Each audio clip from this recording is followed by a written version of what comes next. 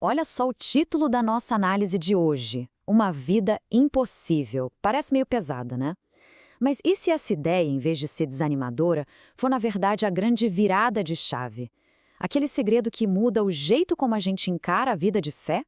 Bora mergulhar nisso? Quem nunca sentiu isso, não é verdade? Aquela sensação de cansaço.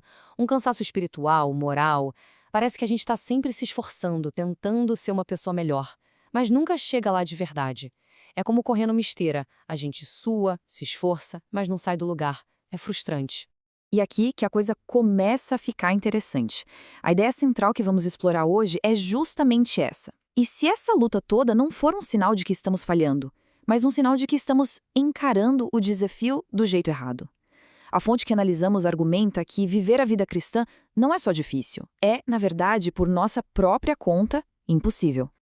Então, vamos direto ao ponto. Por que aceitar essa impossibilidade pode ser, na verdade, o primeiro e mais importante passo?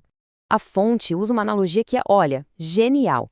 Tentar imitar Cristo pelo nosso próprio esforço é como, sei lá, um estrangeiro tentando agir como um chinês. Ele pode até aprender a língua, os costumes, comer a mesma comida, mas a natureza dele, a essência, é outra.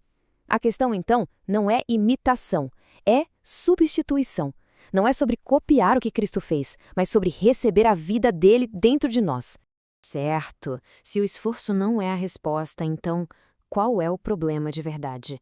Isso leva a gente para um conceito bíblico fundamental que muitas vezes é mal compreendido, o conceito de carne. Entender isso aqui é crucial. Na Bíblia, a palavra carne, ou sarx, em grego, não significa só pecado ou coisas ruins. É mais sutil que isso. Carne é tudo aquilo que a gente faz baseado na nossa própria força, na nossa inteligência, no nosso talento, é o sistema de autossuficiência, é o eu dou conta sozinho. E aqui está o pulo do gato. O esforço próprio pode gerar coisas ótimas. Uma pessoa pode ser super disciplinada, ética, bem-sucedida. O problema não é o resultado, mas a fonte de energia. Se a fonte sou eu, se é a minha força de vontade, então estou operando de forma independente de Cristo. E isso é o exato oposto do que a vida de fé propõe. E olha, não existe exemplo melhor disso do que o apóstolo Paulo.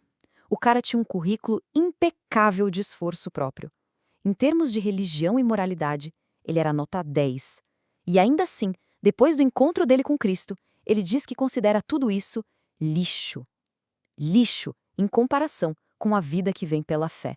É muito forte isso.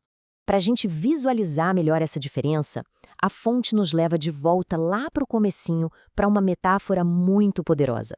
As duas árvores no jardim do Éden. Pensa nessas duas árvores como dois sistemas operacionais para a vida. De um lado, a árvore do conhecimento. O foco dela é gerenciar regras, o que é certo, o que é errado, tudo baseado na nossa própria habilidade. E o resultado disso, biblicamente falando, é sempre morte. Do outro lado, a gente tem a árvore da vida. O foco aqui não são regras, é uma pessoa, Jesus. A fonte de poder não é o esforço, é a confiança nele. E o resultado é a vida que flui dele. Jesus usou essa mesma lógica, essa imagem da videira e dos ramos. É perfeita, né? Um galho não se esforça para dar uva. Ele não acorda de manhã e pensa, hoje eu vou dar o meu melhor para produzir uvas. Não, ele simplesmente fica conectado à videira. O fruto é só uma consequência natural da vida que está fluindo por ele. Tentar ser uma boa pessoa sem estar conectado a Cristo é como um galho cortado no chão, tentando desesperadamente produzir fruto sozinho. Agora, essa ideia de dependência total pode soar meio radical, mas prepare-se, porque o maior exemplo de todos de uma vida assim foi o próprio Jesus. Essa é, talvez, a parte mais chocante do argumento. Enquanto esteve aqui na Terra, o próprio Filho de Deus não operou com base na autossuficiência. Ele mostrou um jeito completamente novo de ser humano, viver em total e completa dependência do Pai. Presta atenção no que ele diz aqui. Não é que ele não queria fazer, é que ele não podia fazer nada por si mesmo. A vida dele era uma demonstração constante de receber e depender. E ele reforça a ideia para não deixar dúvida. Por mim mesmo, nada posso fazer. Pensa comigo, se o próprio Cristo viveu assim, que nos faz pensar que podemos viver a vida dele usando a nossa própria força?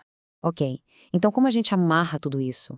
Se a vida cristã é impossível pra gente e o esforço próprio não funciona, qual é a saída? A gente volta para o começo. Aquela vida de amor, de alegria, de paz, de paciência que a gente tanto busca é de fato impossível para nossa natureza. Mas não foi impossível para ele. E é exatamente aí que está o grande segredo. E aqui está, a conclusão de tudo, o grande finale teológico. A solução para uma vida impossível não é tentar mais, é uma troca. É a gente morrer para o nosso projeto de autossuficiência e permitir que a vida de Cristo, que agora vive em nós pela fé, se manifeste através de nós. Não sou mais eu, é Ele. Na prática, a mudança de mentalidade é essa. A religião do esforço diz: se esforce ao máximo para Jesus. Mas a vida da fé diz outra coisa: confie que Jesus vai viver a vida perfeita dele através de você. É uma mudança total de foco, do nosso desempenho, que é falho, para a suficiência dele, que é perfeita. E para a gente fechar, fica uma pergunta, uma provocação para refletir.